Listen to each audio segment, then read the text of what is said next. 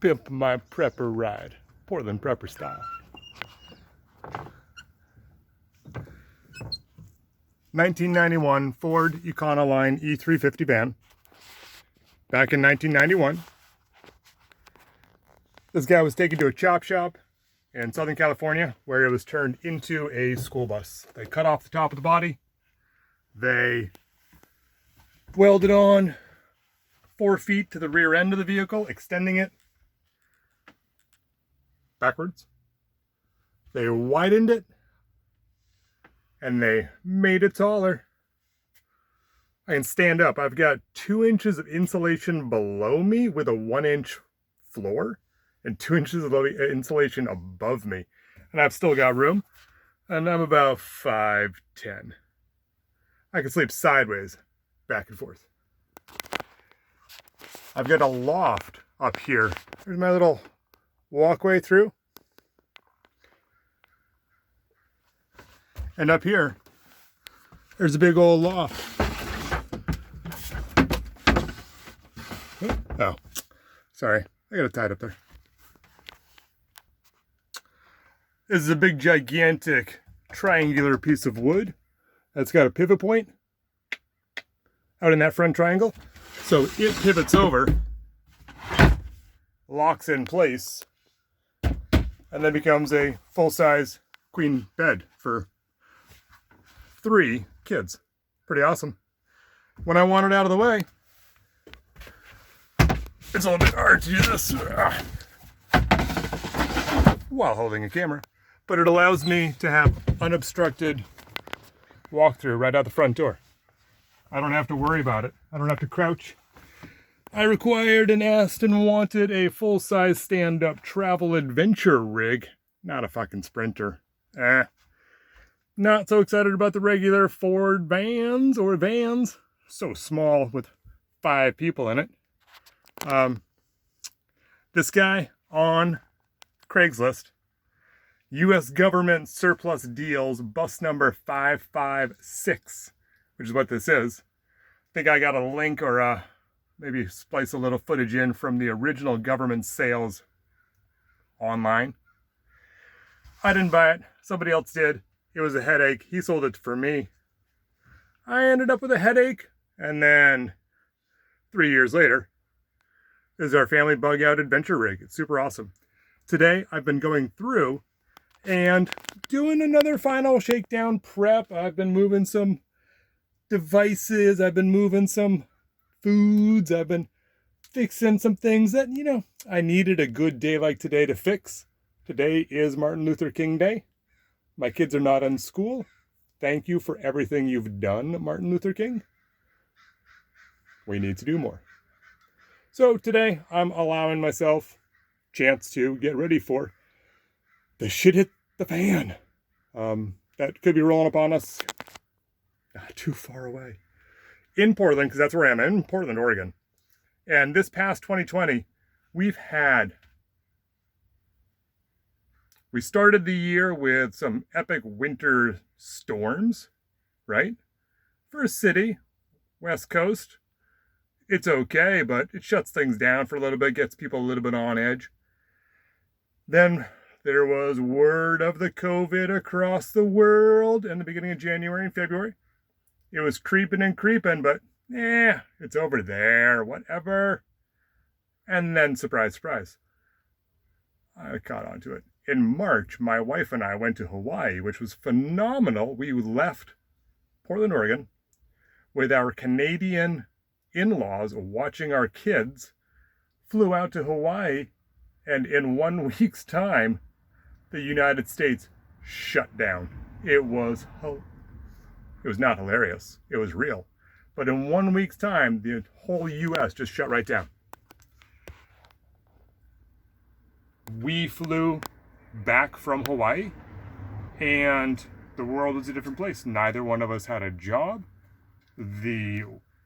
Everything was closed. Nobody was allowed to leave. Masks were everywhere. Stocks were just plummeting at that point. They had been plummeting for a while also, but they were going down at that point. My financial advisor told me not to get out, stay with it. Thanks, buddy. Appreciate that. I've noticed you're not in your job anymore. I'm out now. I ain't in right now. I'm sleeping really good, too. We came back, it was a different world. BLM riots, protests, activism, Antifa, Portland, Oregon, federal troops at our local courthouse, or federal courthouse in Portland, causing a huge fucking uproar. A lot of Portland police crew learning, getting really good and proficient at riot control, smoke bombs, tear gas, pepper ball guns, amazing tactics, learning how to move as a troop, and then lots of other police departments, lots of other federal agencies sending their troops to us, to Portland, so that they could train, so that they could learn, so that they could get some real hands-on skill, because every single night, for 100 nights, shit was going off in Portland. Every fucking night. It wasn't that bad, people. It wasn't that bad. Sure, some spray paint, some buildings got broken, some mattresses got burned, a couple of dumpsters got lit on fire. People got scared. Nobody in their neighborhoods were affected unless you lived near a police precinct, because if you live near a police precinct and your precinct was on the next defund the police hit list, it's just unfortunate living in an area, closing your windows, waking up at 2 o'clock in the morning to obnoxious, crazy noise, sound, the tension, fear of chaos outside, flashing lights, speaker loud systems, the sense of impeding dread and doom, and then this energetic mob support, enlightenment, rolling through your neighborhood with police literally just fucking it up. If the police stayed out, if the police stayed away, the protests, the movements would have just simply moved through. They would not have had an audience. The police chose to be the audience. The police needed the Antifa.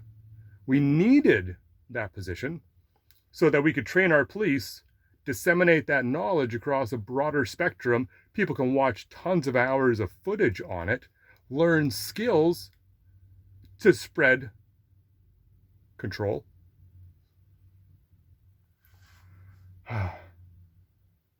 Throw in a couple wildfires, throw in Portland wondering if it's about to be evacuated, throw in government response sitting there twiddling their hands.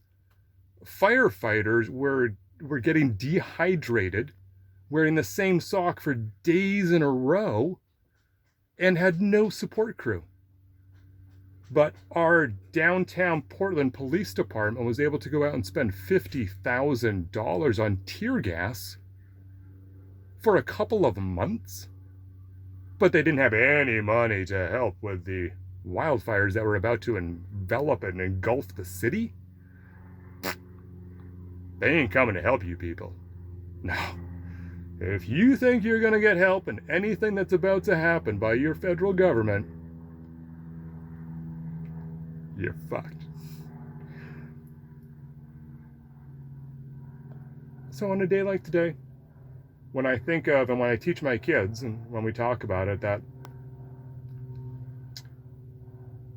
50 years ago, there was uprisings, revolts, there was people asking their voices to be heard, there was individuals that were willing to put their lives on the line because they were an oppressed population being squandered, squashed, and not supported.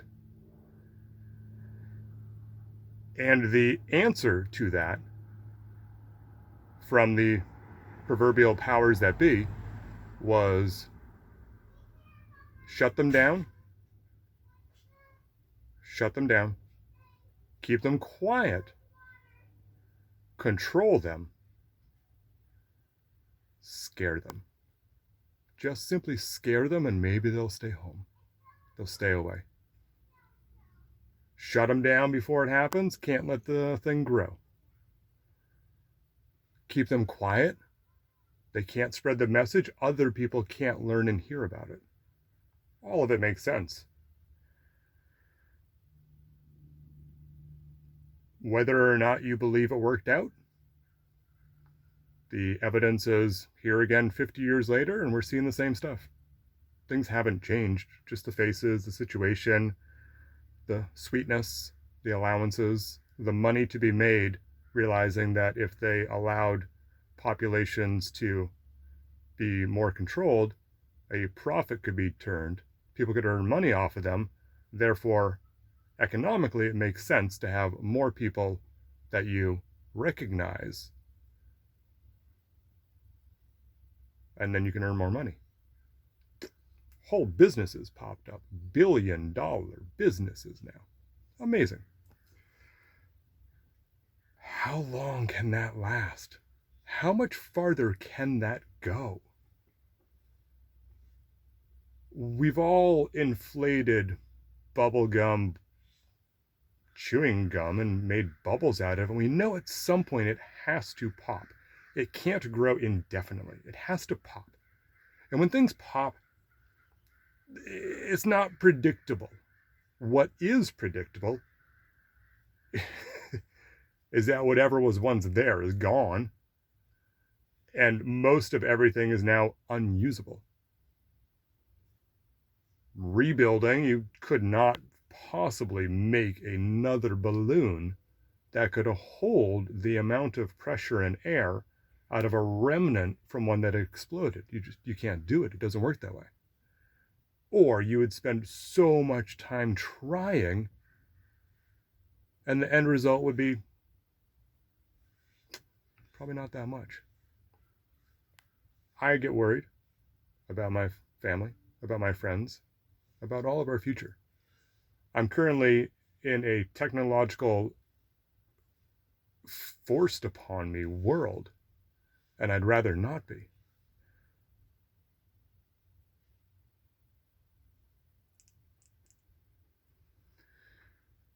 And I don't trust what's going to happen in the next couple of days. I really don't. There's no reason why I should.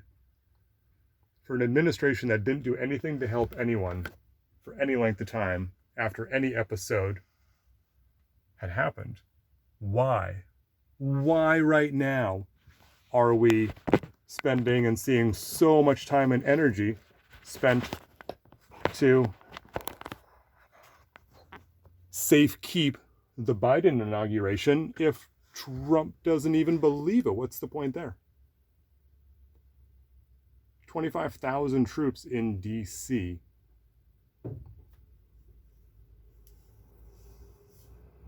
It's not there for preventing anything from happening. They're all there to control and maintain what can only logically play out in the next few days. There's only one outcome here, people. And it's going to be absolutely riveting. Regardless of that, the aftermath that would ensue once things go into play, as they have to, and the support, the excitement, the little bit of information that is allowed to disseminate out throughout the stream is going to be carried very differently than it has in the past. It's going to be a lot more like the game telephone versus someone using a bullhorn, right? Internet is bullhorn.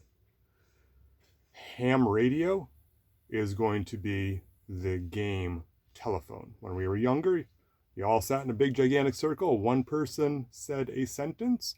They whispered it in the ear, going around the circle until it came back to the original person. The last person in line said what they had heard after umpteen many different folks had said it. And it was always a good laugh because it was very different. And depending on your crowd, it could get pretty interesting pretty quick. But nobody ever got the message correct, usually, right?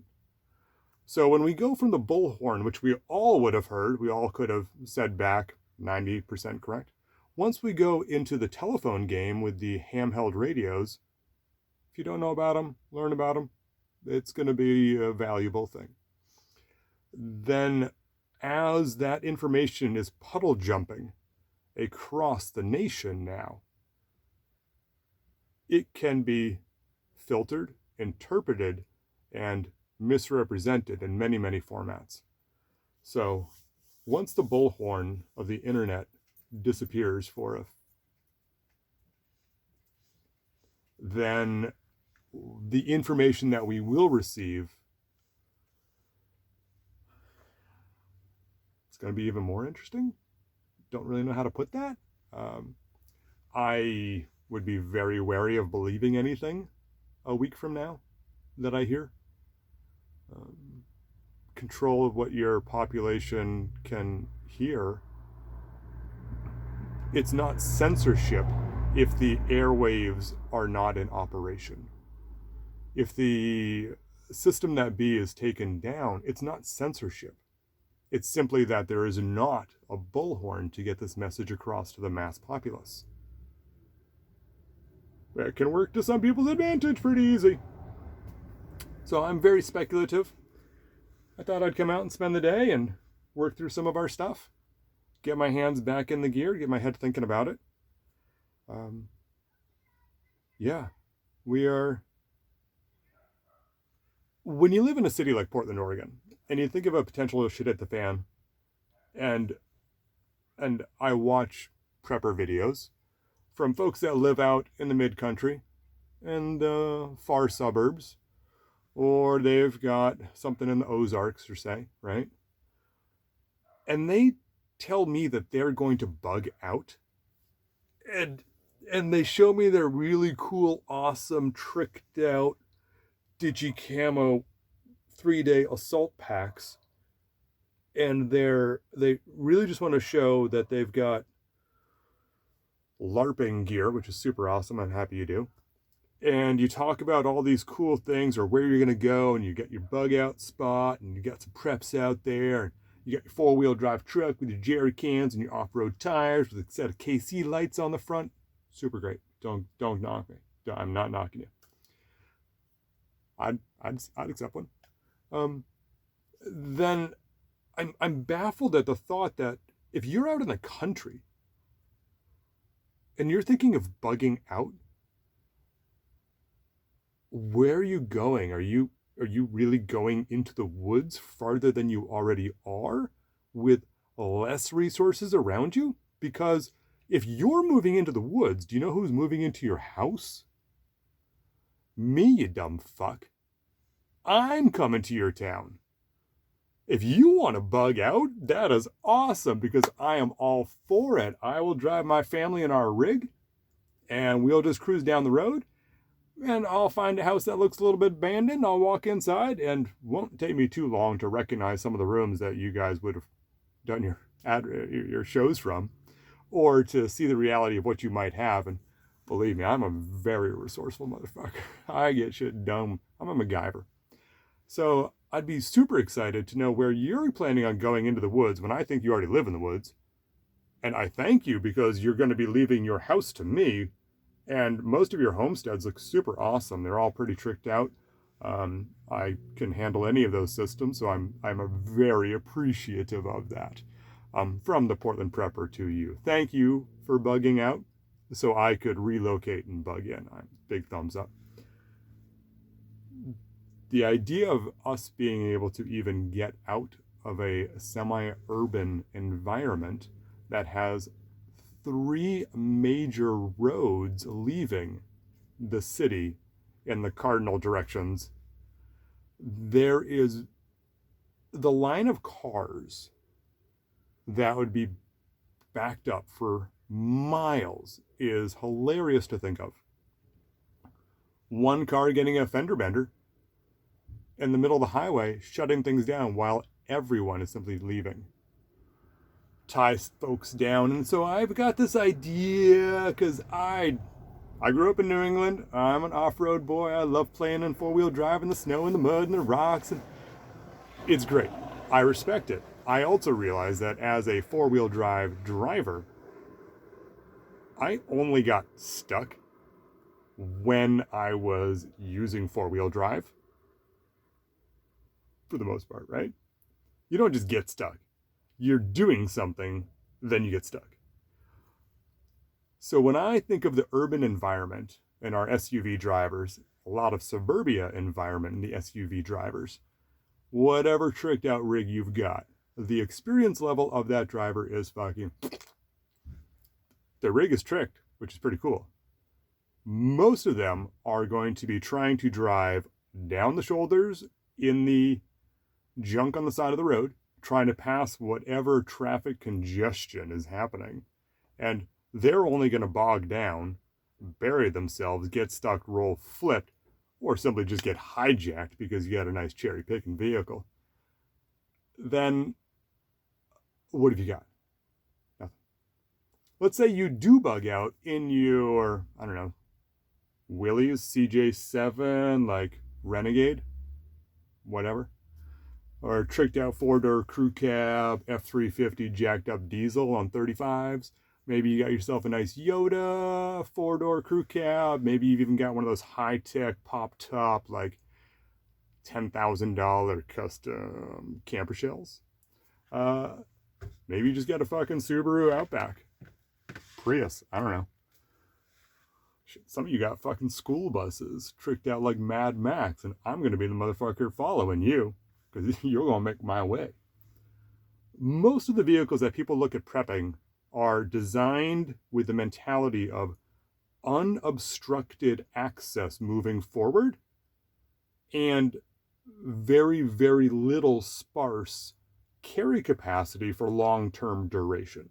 If you're not dealing in at least a 1-ton plus chassis, your bug out rig can't handle the sheer weight and volume of what you ought to put in to move a distance to make it even worthwhile. If you're thinking of jumping into a rig with a 5-gallon jug of water and a really cool Grand Fork bunk axe and maybe some really, really high-tech knife and your awesome tricked out AR that's shooting 300 blackout, whatever you think you got, totally cool. I love it. Send it my way.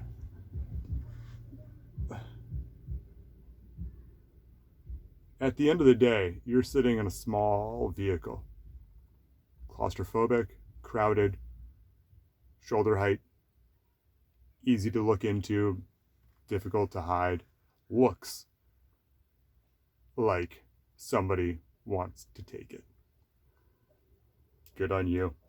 I wanted a vehicle that I could stand up in, that I can have a toilet in, that I can have 2 beds and sleep 5 people, and I can put a motorcycle in the back of this motherfucker. I could put 2 cargo bikes, long-tail cargo bikes, tandem bikes. I've got tall bikes that I can put in this thing.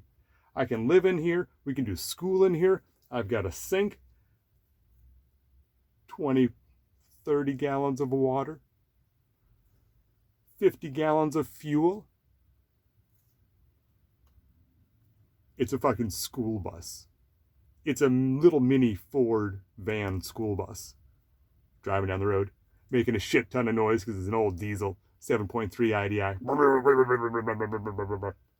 Driving down the road like this, trying to keep straight. If we painted the shit yellow and just put school on the side, I don't think anybody would stop us anywhere. Nobody's going to want this thing. It's kind of fun. And when the power goes out and the house is getting cold because you can't heat it, and we move in here, we all live in one small room, way easier. I like it. And having lived in Portland and seeing what has happened with this COVID pandemic, citywide shutdown, lockdown, the housing situation, and the destitute and poverty, and other states kicking their people here as they've always done, and we not being able to kick them out. Figured that was someone rolling up with a grocery cart anyways. It's been crazy. my entire neighborhood is slowly being taken over. So in a matter of if a year happened, if a year happened, I wouldn't be surprised if there's more RVs on my street than people can get their own personal cars to live in and out of their house. And by no means are we in a very nice, awesome part of town with any services to folks that are in need. It would just be simply that they keep moving here. They keep coming here. Portland has always been a mecca of a very interesting wide array, very white, but a lot of people. And recently, Portland, Oregon decided to decriminalize almost all substances. And it goes into effect sometime in February. So if the shit doesn't hit the fan and a successful hijacking doesn't happen in the next couple of days, a year from now, Portland is going to be such an entire cesspool that it won't be weird anymore. Portland has gone out of weird ages ago. It would just keep Portland. Doesn't matter what it becomes, just don't let it go any farther off the cliff. I can't wait to move out of Portland. I can't wait to move into a former prepper's house because they bugged out. So please, when you are bugging out, please make sure that you send me a link so I'll know where to go. GPS coordinate, or actually, fuck the GPS. Can you actually tell me what it is on well, it would still be GPS. I'd much prefer the USGS map. Way easier for me. I'd much rather see real paper in my hands that I can actually hold. Care less about the GPS because you don't control that. Someone does. From the Portland Prepper, keep a stick on the ice. Heard that from a Canadian guy. Kind of like it. I never played hockey. I'd say, go ride a bike. Go ride a bike. I'm going to go back to doing preps. I also just want to hang out and talk.